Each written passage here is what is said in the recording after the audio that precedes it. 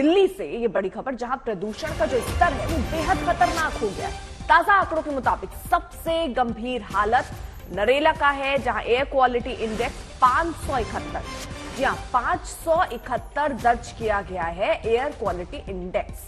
अगले 6 दिन तक दिल्ली की हवा खराब रहने का अनुमान जताया गया है। तो सबसे ज्यादा खराब हालत नरेला में है।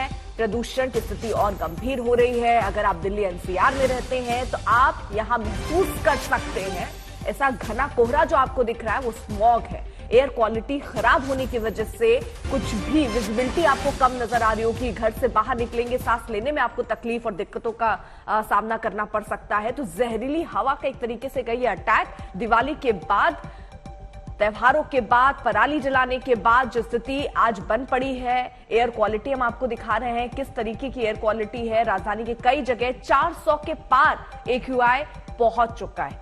राहुल गौतम हमारे साथ, हमारे सहयोगी इस वक्त जुड़ चुके हैं। राहुल, देखिए दिवाली बीत चुकी, पराली का भी काम अलग अलग जगहों पर हो रहा होगा, वजह क्या है? क्योंकि दिवाली के तुरंत बाद हम AQI में इतना बड़ा फेरबदल देखते थे। हालांकि उस समय भी कई जगहों पर 600 तक पहुंचा, लेकिन हवा चलने की वजह से 400 के करीब या 350 के करीब AQI था। लेकिन अचानक से एक बार फिर से 571 AQI, वजह क्या इसके पीछे लग रही है?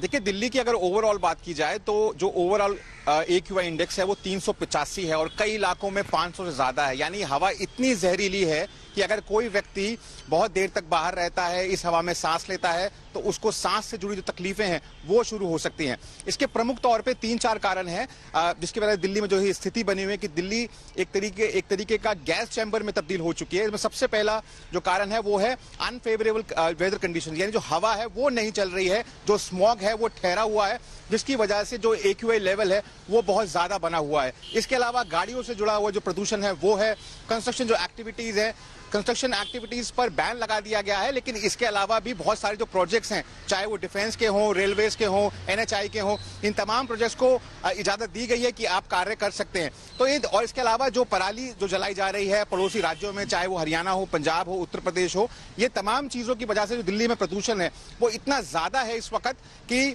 दिल्ली के अंदर जो हवा है वो पूरी तरीके से जहरीली हो चुकी है। क्योंकि अगर आप ज्यादा देर तक इस हवा में रहते हैं तो जैसे मैंने आपको बताया कि एक्सपर्ट्स का यह मानना है कि सांस से जुड़ी तकलीफें, कार्डियक कॉम्प्लिकेशंस, अन्य हेल्थ कॉम्प्लिकेशन ये आपको शुरू हो सकते हैं। एक छोटी सी बात मैं और बताऊं अपने दर्शकों को कि अगले 6 दिनों तक दिल्ली को कोई राहत नहीं मिलने वाली है। दिल्ली का जो AQI लेवल है वो या तो पुअर कैटेगरी में रहेगा या सीवियर कैटेगरी में रहेगा। यानी जो दिल्ली की स्थिति है स्मॉग से और वायु प्रदूषण से, दिल्ली वालों को कम से कम अगले 6 दिनों तक राहत मिलने की उम्मीद नहीं है। दिल्ली सरकार अब एक नया इशू लेकर आई है। जो दिल्ली के जो मंत्री हैं गोपाल राय, उनका कहना है कि जो उत्तर प्रदेश से जो ट्रक आते हैं उसकी वजह से दिल्ली में प्रदूषण बढ़ता जा रहा है। यानी अब एक नया राज्य को ब्लेम किया जा रहा है। सियासत देखिए भरपूर हो रही है, लेकिन इसके लिए क्या ऐसा कदम उठाया जाता? क्योंकि करोड़ों रुपए खर्च हुए, लेकिन स्थिति आज भी ऐसी है।